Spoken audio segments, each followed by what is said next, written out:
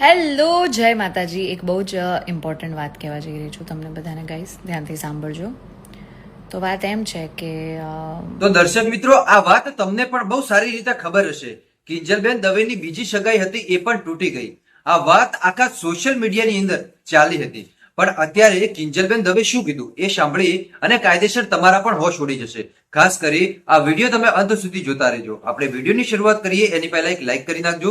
Channel ઉપર પહેલી વાર જ આવતા હોય તો આ ચેનલને તમે અવશ્ય સબસ્ક્રાઇબ કરજો, જેથી કરીને આવનારા સમયની અંદર હું કોઈ પણ આવા નવા વિડીયો નાખું તો તમને સૌથી પહેલા મળતા રહેશે.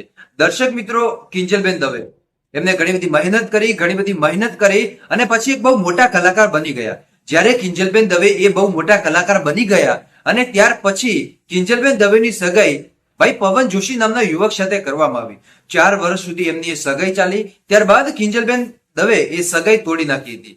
ત્યારબાદ પવન જોશીએ પોતાના સોશિયલ મીડિયા એકાઉન્ટ ઉપર ઇમોશનલ એ પોસ્ટો મૂકી હતી અને ત્યારબાદ પોતાની જે ભાવના હતી એ પોતાના ફેન્સ તરફ એમને વ્યક્ત કરી હતી. પરંતુ જ્યારે સગાઈ તૂટી ત્યારબાદ કિંજલબેન દવે 2 વર્ષ પછી એક ફરી એમને બીજી સગાઈ કરી. હવે આ જે બીજી સગાઈ કરી એ ધ્રુવીન શાહ નામના યુવક જોડે એમને સગાઈ કરી. જ્યારે દર્શક મિત્રો, કિંજલબેન દવે ધ્રુવીન શાહ જોડે એ સગાઈ કરી અને બહુ મોટું એમને ઇવેન્ટ રાખ્યું હતું. એમના સમાજને ખબર પડી કે અમારા સમાજની દીકરીએ કોઈ બહારના સમાજના યુવક જોડે એ સગાઈ કરી નાખી. ત્યારબાદ કિંજલબેન દવે પોતાના પરિવારને પોતાની સમાજની બહાર કરી નાખવામાં આવ્યા. એટલે કે કિંજલ દવેના લગ્ન હોય ત્યારે પોતાની સમાજમાંથી કોઈ પણ વ્યક્તિ ત્યાં ન જવું જોઈએ.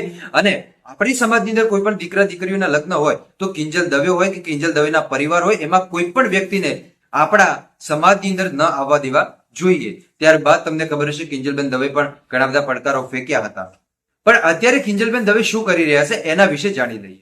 મિત્રો, અત્યારે કિંજલબેન દવે કે જે તમે જો કે વરસાદની અંદર એ વરસાદમાં કેવી મોસમ અને મોસમની અંદર કિંજલબેન દવે શું કરી રહ્યા છે? એન્જોય કરી રહ્યા છે. પોતાની જિંદગી એ સારી રીતે જીવી રહ્યા છે. કેમ કે અત્યારે એમને પ્રોગ્રામ નથી ભાઈ, એટલે એમને પ્રોગ્રામ ન હોવાને કારણે પોતાના ઘરે જ એ મસ્તી કરી રહ્યા છે અને પોતાના ઘરની અંદર જ એ આ રીતે પોતાનું જીવન જીવી રહ્યા છે. તમે જોઈ શકો છો કે કઈ રીતે એ વરસાદની અંદર એ સ્નાન કરી રહ્યા છે, વરસાદના પાણી એ નાહી રહ્યા છે ભાઈ, જે તમે હાલ વિડીયો પણ જોઈ શકો છો. એટલે જો તમે એવું વિચારતા હોય કે કિંજલબેન દવે હવે રોતા હશે, આમ હશે, તેમ હશે, એવું કાંઈ છે નહીં ભાઈ.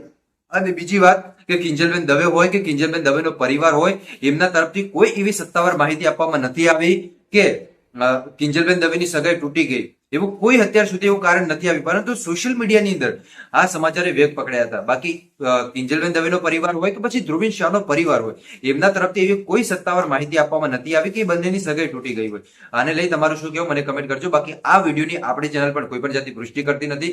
મળીશું આપણે નવા વિડીયોમાં નવા ટોપિક સાથે. ત્યાં સુધી બધાને જય માતાજી, જય દ્વારકાધીશ. આગળ પણ આવવાનો સપોર્ટ કરતા રહેજો. ધન્યવાદ.